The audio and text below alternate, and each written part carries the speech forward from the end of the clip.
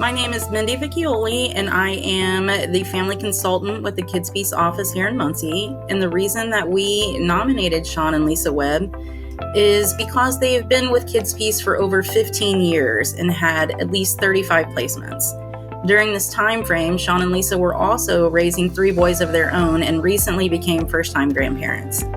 Shawn and Lisa have chosen to take the role of traditional foster parents rather than adoptive parents for many reasons.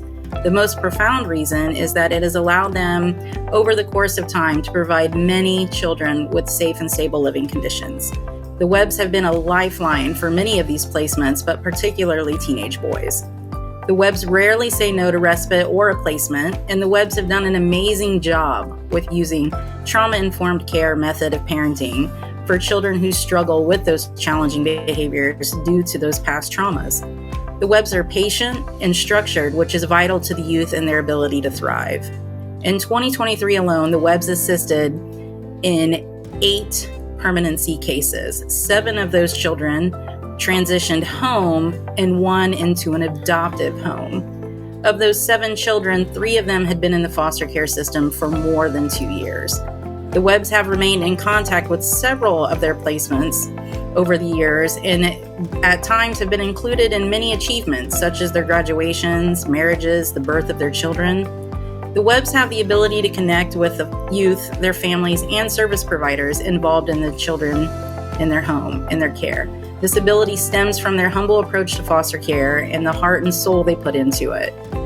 The Webbs are shy about accepting accolades for something they hold so dear to their heart, and that is making a difference in the lives of the youth that they serve.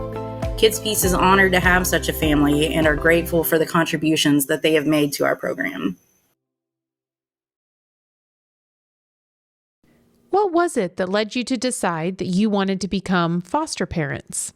Honestly, it wasn't something that we really thought about doing. It was one of my friends was doing a party thing where you recruit foster parents, and so she asked me, "Hey, do you want to come to this party I'm having at my house?" I said, "Sure, I'll come."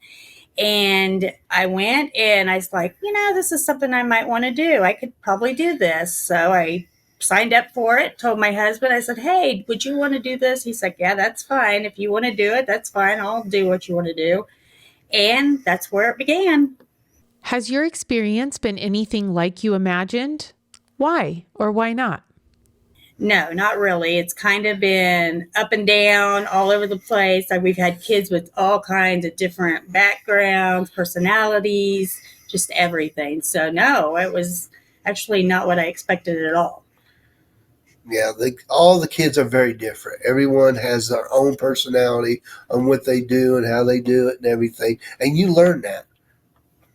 You learn by with how they're doing all their things and how the behaviors and stuff like that. But yeah, it's a little different, but it's a good thing. Would you mind telling us what have been some of the challenges along the way and how have you dealt with them or overcome them?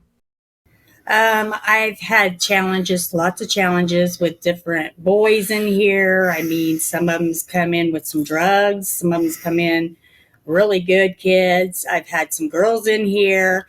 I mean, teenagers have all these different personalities. We just kind of listened to them and went like that, just whatever they're doing, we kind of just followed up with it.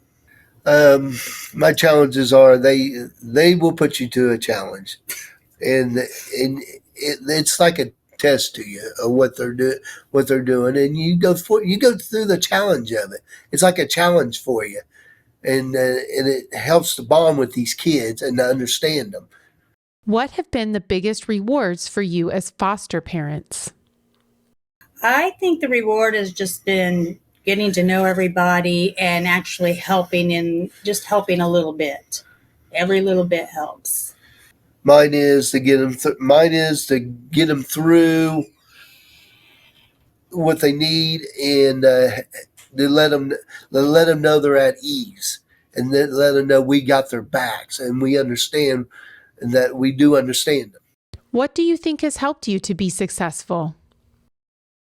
I don't think we're that successful. I just think we're just doing what everyone else is doing when they're a foster parent.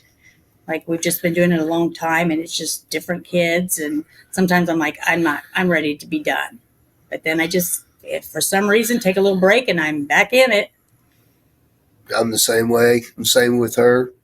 It's we're like on this deal and stuff, and it's like I said, it's like a challenge and stuff. It can be tiring, but when you get your little break, it's like, oh, I'm ready for it again, or what we always discuss on how we want to do it. What are some tips or advice you'd care to share with the other foster parents to help them be as successful? Just be understanding and listen to the kids and just be patient.